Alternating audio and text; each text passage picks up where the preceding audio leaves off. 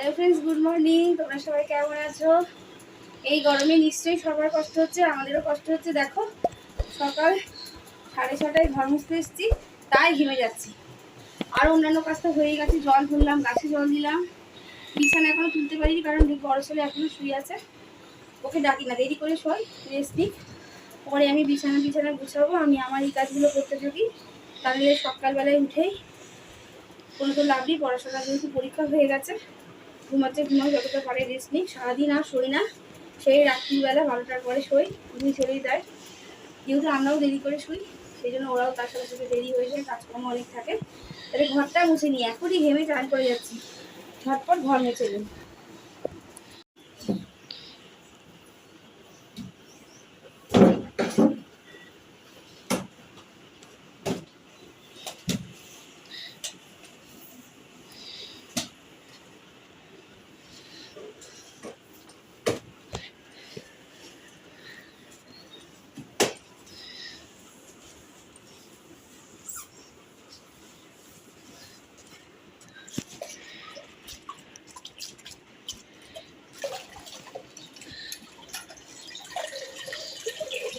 Breakfast করে আসলাম। এখন বাজে কটা বাজে? 9:10 বাজে। ব্রেকফাস্ট হয়ে গেল, তরকারি হয়ে গেল, কারোর খাওয়া দাওয়া এখনো হয়নি, খেতে দেবো। করে এসছি, একটু পাখার তলায় বসছি। আর দেখো না, ড্রাই ফ্রুটগুলো ফুরিয়ে গেছিলো, ওই জন্য হাতের কাছে নিয়ে যাওয়ার জন্য বার করে রাখলাম। এই জন্য আঙুর বাদাম, আর এটা কি বলে তো, আঞ্জির। এটাকেও ঢালবো আঞ্জির। এটা বাইরের দেশে হয়, বিশেষ করে এগুলো হয় স্পেন, তুর্কি, তারপরে হচ্ছে আরব কান্ট্রি, আমেরিকার ক্যালিফোর্নিয়া, ইটালি, এইসব দেশেই হয় এগুলো। বিশেষ করে ইন্ডিয়াতে খুব একটা হয় না। এগুলো বিদেশি ড্রাই ফ্রুট, প্রচুর দামিও, জানো তো, খুব কস্টলি। আর কি করবো, এর সাথে তার একটা তুলনা আছে, তোমাদের দেখাচ্ছি। আর রান্না করবো আমি কি জানো, এই দেখো, আমি রান্না করবো এইগুলো ডুমুর। বুঝতে পারছো? এই ডুমুরগুলো রান্না হবে। এই ডুমুর কেন দেখালাম বলো তো? আঞ্জিরের সাথে ডুমুর। আঞ্জির আর ডুমুর। ডুমুর হচ্ছে আমাদের দেশীয় ফল, আমাদের ইন্ডিয়ান ফল, ইন্ডিয়ান সবজি ডুমুর। এই ডুমুর আর এই আঞ্জির কিন্তু একই রকম, জানো তো, সমগোত্রীয়। এই ডুমুরের মতোই দেখতে হয় এই আঞ্জিরটা, জাস্ট একদম কি বলো, ডুমুরি। যখন গাছে হয়ে থাকে এই আঞ্জির ফলগুলো, দেখবে ইউটিউবে সার্চ করে বা কোনো নেটে সার্চ করে দেখবে, গাছের মধ্যে থোকা থোকা হয়ে থাকে, একদম জাস্ট ডুমুরের মতো। ডুমুরগুলো যেমন গাছে থোকা থোকা হয়ে থাকে, এই আঞ্জিরও কিন্তু থোকা থোকা হয়ে থাকে। এর মধ্যেও ছোটো ছোটো বীজ আছে, আঞ্জিরের মতো থোকা মানে ছোটো ছোটো বীজ আছে।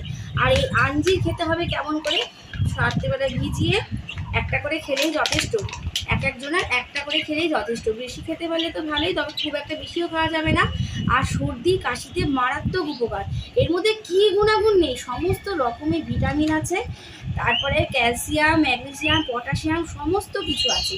সর্দি কাশিতে আবারও বলছি, যাদের বুকে কফ জমে যায়, প্রচণ্ড প্রচণ্ড উপকার। ঠান্ডা লাগার যাদের ধার, তারা আঞ্জির অবশ্যই খাবে, কিন্তু একটু খুব কস্টলি। যদি স্বাদের মতো হয় তাহলে খেয়ে দেখো তোমরা। আর জানো তো, ওয়েটও কমায় এই আঞ্জির, কিন্তু ওয়েট কমায়, এনার্জি আনে, শরীরে বহুত এনার্জি আনে, ঘুম ভালো হয়, প্রচুর গুণাগুণ আছে এতে। আর আমি আজকে তো ডুমুর রান্না করবো। এই ডুমুরেও প্রচুর গুণাগুণ, আয়রন, ও আঞ্জিরে আয়রন আছে, আয়রনও আছে। ডুমুরে তো প্রচুর আয়রন আছে, প্রচুর গুণাগুণ আছে। তাই একেবারেই সমগোত্রী। আমাদের দেশীয় খাবারের মধ্যে ডুমুর একটা আঞ্জিরের সমান উপকারী। বুঝতে পারলে? তাই আজকে আমি ডুমুরটাই রান্না করবো। কীভাবে রান্না করবো তোমরা হয়তো অনেকেই জানো। এটাকে আগে কেটে নেবো, ধুয়ে নিয়েছি, কেটে নেবো। তারপরে আমি এটাকে একটু সিদ্ধ করে ভাপিয়ে নেবো। তারপরে আদা, পেঁয়াজ, রসুন, গরম মশলা এইসব দিয়ে এগুলোকে রান্না করা হবে। একটু আলু দেবো ছোটো ছোটো করে। বুঝতে পারলে?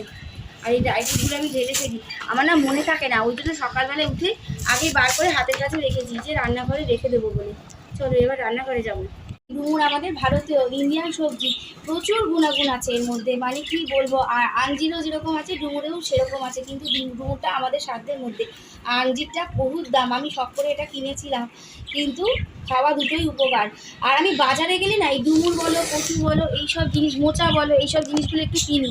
জানি আমার করতে একটু কষ্ট হয়, এগুলো রান্না করা একটু ঝামেলা, কিন্তু আমি নিজেও খেতে ভালোবাসি, আর পরিবারের লোকদেরও খাওয়াতে চাই আমি, কারণ এগুলো উপকারিতা তো আছেই, সেই জন্যই। আর জানো তো, ড্রাই ফ্রুট মানে আঞ্জির হচ্ছে ড্রাই ফ্রুট, ওটাকে ড্রাই ফ্রুট হিসাবে খাওয়া যায়, আর এটাকে কাঁচাও খাওয়া যায়। কিন্তু বেশিরভাগ প্যাকেটে ড্রাই ফ্রুট হিসাবে অনলাইন থেকে পাওয়া যায়। আর ডুমুর এই সবজিটা তো আমি রান্না করেই খাবো, জানি না এটা তো কাঁচা খাওয়া যাবে না, কিন্তু আঞ্জির কিন্তু একদম ড্রাই ফ্রুট হিসাবেও খাওয়া যায়, আবার সবজি হিসাবেও কাঁচাও খাওয়া যায়। তোমরা অনলাইনে সার্চ করে দেখো। আর এটা আমি আজকে রান্না করবো, বুঝতে পারলে। এখানে মাছ ভাজা বসিয়ে দিয়েছি, আর মাছের জন্য পটল আর বেগুন আলু কেটে নিয়েছি, এগুলো দিয়ে হালকা পাতলা ঝোল হবে। আর বললামই তো ওইটা মশলা দিয়ে একটুখানি করবো মাথা মাথা করে। এখানে ডুমুর সেদ্ধ বসিয়ে দিয়েছি। আর ভালো কথা ফ্রেন্ডসরা, তোমরা কিন্তু জানিও তো আমাকে, কেউ ডুমুরের ফুল কখনো দেখেছো কিনা। অনেকদিন বাদে যদি আমরা কাউকে দেখি না, কোনো বন্ধু বান্ধবী আত্মীয় স্বজন, আমরা বলি ওরে বাবা তুই তো ডুমুরের ফুল হয়ে গেছিস, মানে অনেকদিন যখন দেখা পায় না, হঠাৎ দেখা পেলে তোর তো দেখাই পায় না, তুই তো ডুমুরের ফুল হয়ে গেছিস। তাই এরকম কথাগুলো বলি, মানে এটা একটা একটা চলতি কথা আছে, মানে তাই না। তা তোমরা বলো তো যে কে কে ডুমুরের ফুল দেখেছো, আমাকে কমেন্টে জানি। আমি তো কোনোদিনও দেখিনি, তাই না। এই ডুমুরের ফুল দেখাও একটা ভাগ্যের ব্যাপার। এই গাছে ফুল হয় কিনা আদৌ জানি না, তবে ফুল অবশ্যই হয়, ফুল না হলে ফল হবে কি করে, তাই না। তাহলে আর আঞ্জিটা ড্রাই ফ্রুট, তাই তো। আঞ্জিরা ডুমুর একই রকম উপকার, ফল দুটো কিন্তু একই রকম দেখতে। একটা ড্রাই ফ্রুট হিসাবে খায়, আর একটা আমরা সবজি হিসাবে খাই, তাই তো। এটা আমাদের ইন্ডিয়ান সবজি, ভারতীয় সবজি, দেশি সবজি আমাদের, তাই তো। চল, খুব গরম লাগছে জানো তো। মাছ ভাজা করবো, আর ওই রান্নাটা করলে আমার রান্নাঘর থেকে ছুটি হয়ে যাবে, কিন্তু টুকটাক কাজ আছে সেগুলো রান্নাঘরের বাইরে। এরকম এটা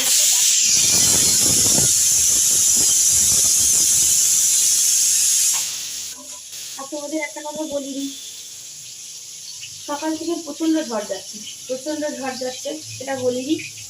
সকালবেলায় শাশুড়ি, মানে সকালবেলা কি ভোরবেলা 4টের সময় বেল বাজাচ্ছে, শাশুড়ির শরীর খারাপ।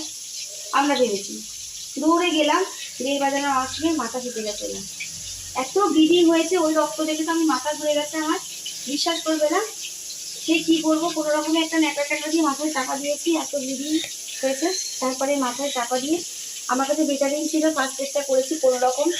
দিয়ে আর বললো বেটারিন ছিল ঘরে, তুলো ছিল, ওই দিয়ে একটা কাপড় বার করেছি, বক্সকার থেকে একটা কাপড় বার করেছি, আবার সুতির কাপড় কাঁচা ধোয়াই ছিল। আমার একটা কি গুণ বলো, যাই বলো তাই বলে, আমি যদি কোনো ছেঁড়া কাপড় মানে বাদ দিয়ে রাখি, যেটা আর করবো না, সেটাকে আমি ওয়াশ করে কেচে ধুয়ে তবেই রেখে দেবো, সেটা আমি বাসনে নিই বা যাই করি। তা সেই কাপড়টাকে আমি বার করলাম, মাকে শক্ত করে ওটা বেঁধে দিলাম। মার মুখ চোখ দিয়ে পুরো রক্ত হচ্ছে, সেইগুলো আমি মানে জল দিয়ে ন্যাকা দিয়ে সারা কপাল টপাল মুছিয়ে দিলাম। ওনাকে ভাতটাতে লেগে গেছে রক্ত, সেই বিষয়ে আমি দেখতে পাচ্ছি না, কিন্তু করতে হবে। ওর বাবাও প্রচণ্ড নার্ভাস হয়ে যাচ্ছে, হয় নিজের মা বাবাকে দেখলে নার্ভাস হয়ে যায়, কিন্তু আর তো করার কেউ নেই। আমি সেগুলো করলাম, ফার্স্টটা যেটুকু সম্ভব, রক্তটা বন্ধ হয়ে গেলো, ব্লিডিংটাও চেপে ধরার খেলায় চেপে রয়েছি, কষে একটা গামছা দিয়ে যা হাতের কাছে পেয়েছি তখন তাই দিয়ে। তারপরে ওর বাবা এখন ডাক্তারখানায় নিয়ে গিয়ে বললো না সেলাই করবে না, ঠিক হবে না। উনি ভালো করে ব্যান্ডেজ ট্যান্ডেজ করে এই ওষুধপত্র লাগিয়ে দিল। ওর বাবা নিয়ে এই জাস্ট এলো, ওর বাবাও এখন খাচ্ছে। তার মধ্যে কি ঘটনা হয়েছে তোমরা জানো না, মানে কি বলবো, বিপদের ওপর বিপদ বলে না, যখন ঝড় আসে তখন বোধহয় এরকমই আসে। যে টুকটুক গাড়ি করে আসছিল মাকে নিয়ে ডাক্তারখানা থেকে, সেই টুকটুক গাড়ি কি করেছে, পেছন দিকে ব্যাক করতে গেছে, ওনার গ্লাসটা ছিল না, সামনে যে আয়নাটা থাকে পেছন লুকটা দেখা যায়, সেটা উনি দেখতে পাইনি, মানে গ্লাসটা ওনার নেই। উনি পেছন দিকে ব্যাক করতে গেছে, পেছন দিক দিয়ে মোটর সাইকেলে দুজন ছেলে ছিল অল্প বয়সী, এমন ধাক্কা দিয়েছে ওই ছেলেটার মতো পড়েই গেছে, মোটর সাইকেল ধীরেই চুরমার, সামনে সামনে মোটর সাইকেল যে হেডলাইট ফেডলাইট থাকে পুরো ভেঙে টুকরো টুকরো হয়ে গেছে। তার দোষ, মানে এখানে বলতে হবে যে যিনি টুকটুকি আলা, ওনার যেহেতু পিছন দিক লক্ষ্য করেনি, গ্লাসটা ছিল না ওনার, উনি ভেবেছে বলে ফাঁকা রাস্তা, কিন্তু রাস্তা কি সবসময় ফাঁকা থাকে, গাড়ি যায়, ওনারও লক্ষ্য করা উচিত ছিল। জানি না, বিপদ যখন আসে হয়তো এইভাবেই আসে। ওই দুটো ছেলে তো পড়ে গেলে, একজন তো পা ভেঙে রক্তে ভিজে যাচ্ছে, ওনারও পাশের বাড়ি থেকে সাথে সাথে বরফ দিয়ে আসলো। আমি গেলাম পাশের বাড়িতে, গেলে ওর আইস প্যাকেটে ব্যাগের ব্যাগ দিল, আইস ব্যাগ দিয়ে বসে আছে। তো প্রচন্ড যন্ত্রণা হচ্ছে, যন্ত্রণাটা এখন জানা হচ্ছে, পরে আরো হবে। মা এখন বলতে ব্যথা নেই, কিন্তু ব্যথা অবশ্যই হবে পরে, ওষুধপত্র নিয়ে এসছে। আর ওনার ওই অবস্থা হলো, মানে কি বলবো, একটার পর একটা ঝড় যাচ্ছে, তার মধ্যে রান্না বান্না করছি, তার মধ্যে বুঝতেই পারছো আমাদের সংসারের কি পরিস্থিতি। আর কি বলবো তোমাদেরকে, তোমরা তো নিজেরা সংসার করো, শ্বশুর শাশুড়ি বুড়ো বুড়ি থাকলে, ওদিকে মা বাবা বয়স্ক হয়েছে, তাদের শরীর খারাপ, সবসময় টেনশন থাকি না প্রতি মুহূর্তে। হাসি খুশি তোমাদের সামনে হয়তো থাকি, থাকার চেষ্টা করি, হাসি খুশি না থাকলে ছেলেরা আছে সবসময় মুখ বন্ধ করে থাকাও না, বাচ্চা কাচ্চাদের মনে এফেক্ট করে মা বাবা যদি মুখ বন্ধ করে থাকে। তাই কিন্তু টেনশন নিয়ে থাকি সবসময়, প্রতি মুহূর্তে নানা রকম টেনশন নিয়ে থাকি। এই ঘটনাগুলো বলি তোমাদের সঙ্গে, এটা শেয়ার করলাম যে এক বিপদ নিয়ে গেলাম, আর এক বিপদ বাড়ির দৌড়ে হয়ে গেল, কার দোষ বুঝতে পারছি না। আবার সকালবেলা পড়ে গেছে খাট থেকে, আবার সেলাইটা পড়তে গিয়েও পড়েনি। আব্বাও ভয় পাচ্ছিল, আমরাও ভয় পাচ্ছিলাম। বয়স হয়েছে তো, আবার খুব টেনশনে ছিল, আমিও খুব টেনশনে ছিলাম, সবাই ছিলাম। আবার আজকে সকাল খুব ব্লিডিং হচ্ছিল 4টের সময় পড়ে, ঘরদোর পুরো রক্তে রক্তে হয়ে গেছিল। আব্বা সেলাই পড়তে গিয়েও পড়েনি, আমিও খুশি আর আব্বাও খুশি, তাই তো?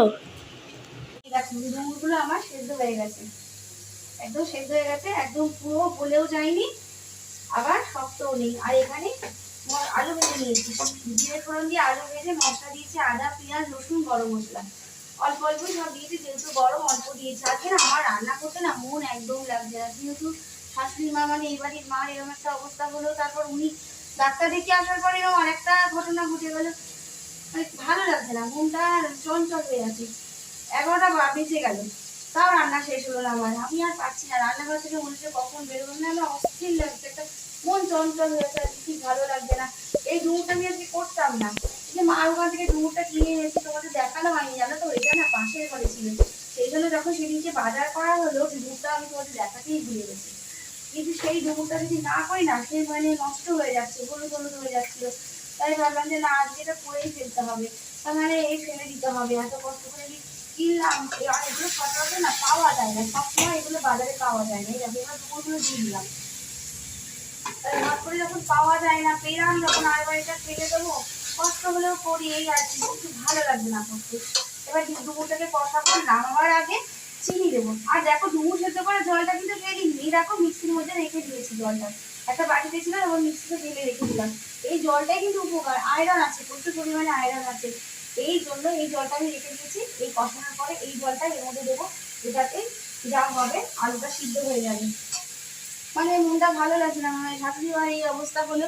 আর তোমাদের তো আরেকটা কথাও বলিনি, মানে সকালবেলা গুড মর্নিং দিয়ে শুরু করেছি, তোমরা সবাই কেমন আছো, আমরা সবাই ভালো আছি। কি বলবো, সকালবেলা কি ভিডিওটা বলবো যে এই ঘটনা, কিন্তু এটা শেয়ার না করেও পারলাম না, যে আমার ভালো দিনও যেমন তোমরা আছো, খারাপের দিনও আমার পাশে তোমরা থাকবে, তাই না? এই জন্য ভালো খারাপ মিশিয়েই তো বন্ধু, তাই না?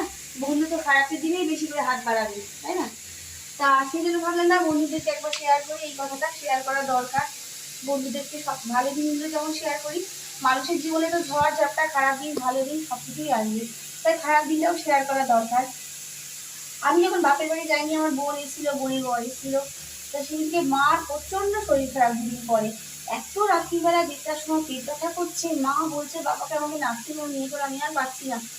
বাবা ওই মানুষ দেখলে তো তার একখানা প্রাণী, তার কি অবস্থা, তার বয়স 70-72-এর উপরে, সেই মানুষটা কি করবে?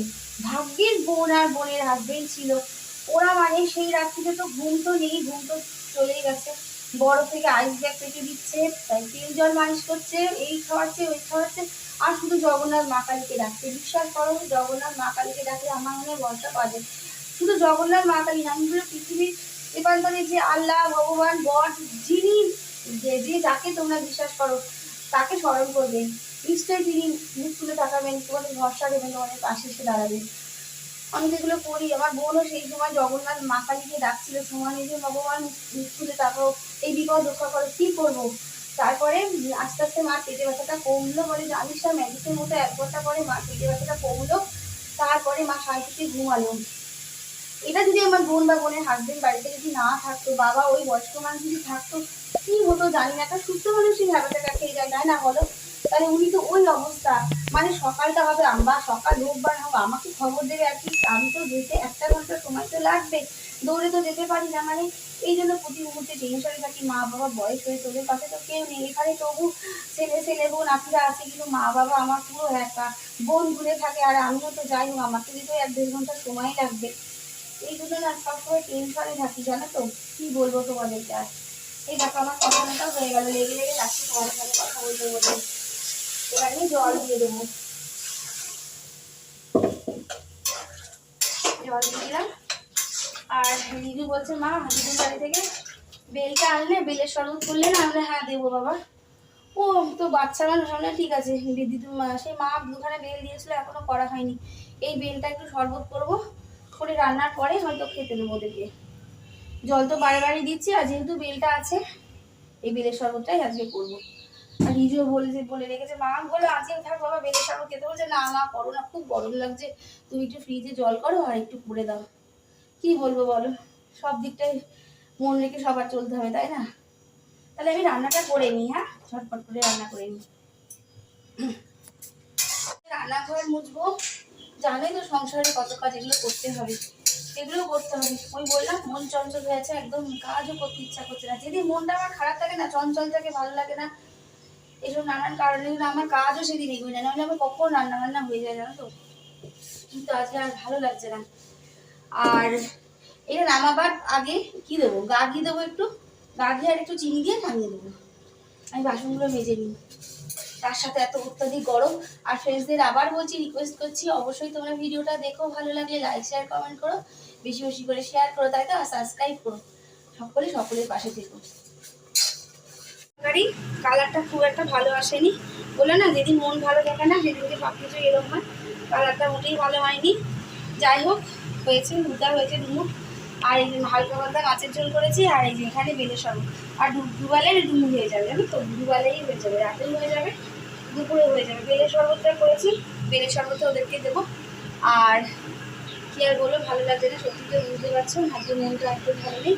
তাহলে ভিডিওটা আজকে এখানেই শেষ করছি। তোমরা সবাই ভালো থেকো, সুস্থ থেকো, শরীরের যত্ন নিও, আর লাইক সাবস্ক্রাইব করবে। টাটা। আর এই দেখো বেলটা দেখেছো কত সুন্দর পাকা, খুব সুন্দর পাকা বেলটা। আর রিজু বলছে মা ক্যামেরার আড়াল থেকে ক্যামেরা ধরে আছে, আমার বলছে মা একটু কাঁচা পাকা বেল দাও, জানো তো আবার একটু ভালোবাসে খেতে। ওকে একটু দিলাম বেল, আর একটু দিয়ে শরবত করে নিই।